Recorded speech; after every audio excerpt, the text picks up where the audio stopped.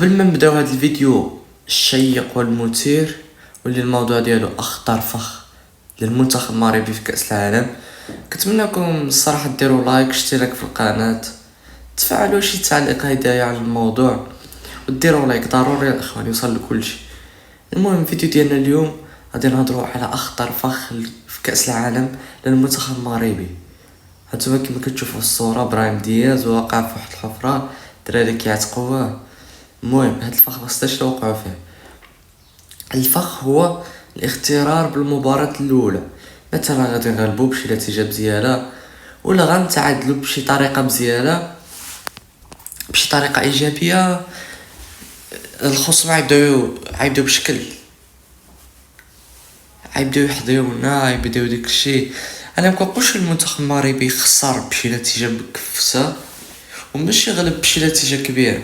المهم حنا غنلعبوا بالعقل ضروري، حيت دابا منتخب البرازيل ما تقدرش تعرفوا الصراحه بزاف، مره كيكونوا فاهمين مره لا. شوفوا هذيك النهار كيفاش كازيميرو كيهضر على نيمار، كيقول لهم المنتخب هو المجموعه كامله ماشي واحد اللاعب، حنا كنلعبوا المنتخب مش كنلعبوا نيمار.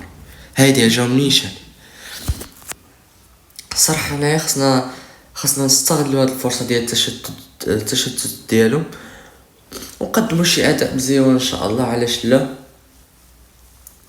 وبالنسبه للمجموعات كيبان لي الا جينا مركز الثاني حسن، واخا انا ما كرهتش المركز الاول، ولكن الا جينا مركز الاول عيقابلونا شي فرق قويين. ولكن المهم ماشي مشكل حتى المركز الاول مزيان. الا بقيتوا عاقلين في مونديال قطر 2022 كنا جينا المركز الاول وكل شيء تقريبا كلشي كان كيضحك علينا. علاش؟ حيت كرواتيا الوصيف جا مع اليابان فرقه ضعيفه شويه، اما حنا جينا مع فرقه قويه، جينا مع اسبانيا واخا هذيك غلبناها وزيدنا غلبنا البرتغال. الحمد لله الصراحه كان ديك مونديال واعر، ذكريات واعره ان شاء الله نعاودوها علاش لا.